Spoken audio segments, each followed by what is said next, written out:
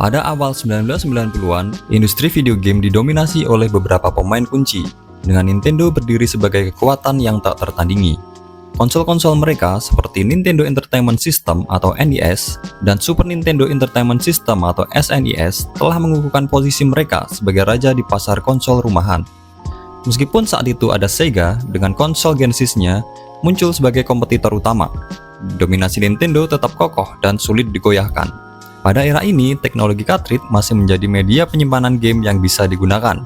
Namun, seiring berjalannya waktu, keterbatasan cartridge mulai terasa, terutama dalam hal kapasitas penyimpanan yang terbatas dan biaya produksi yang tinggi. Kondisi ini secara bertahap mendorong kebutuhan akan media penyimpanan game yang lebih canggih dan ekonomis, yang dapat mengakomodasi kompleksitas game yang terus berkembang. Di tengah dominasi Nintendo dan pergeseran kebutuhan teknologi ini, muncullah sosok Ken Kutaragi, seorang insinyur brilian dari Sony Corporation. Kutaragi, yang kini dikenal sebagai Bapak PlayStation, memiliki visi jauh ke depan melampaui pandangan para manajemen Sony kala itu. Minatnya yang mendalam pada video game berawal dari pengamatannya terhadap putrinya yang asik bermain Nintendo Famicom.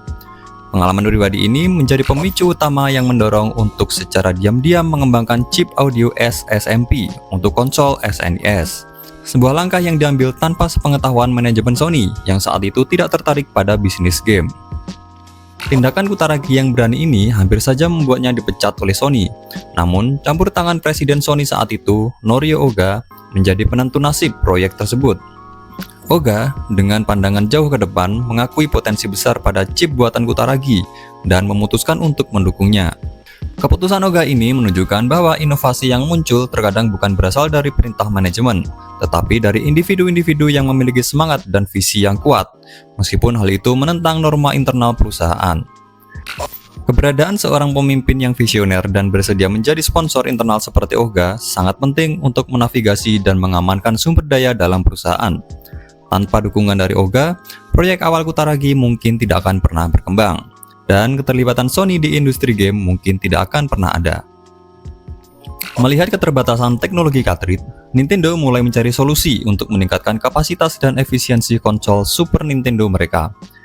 Mereka membutuhkan teknologi CD-ROM untuk menambahkan kemampuan baru pada SNES,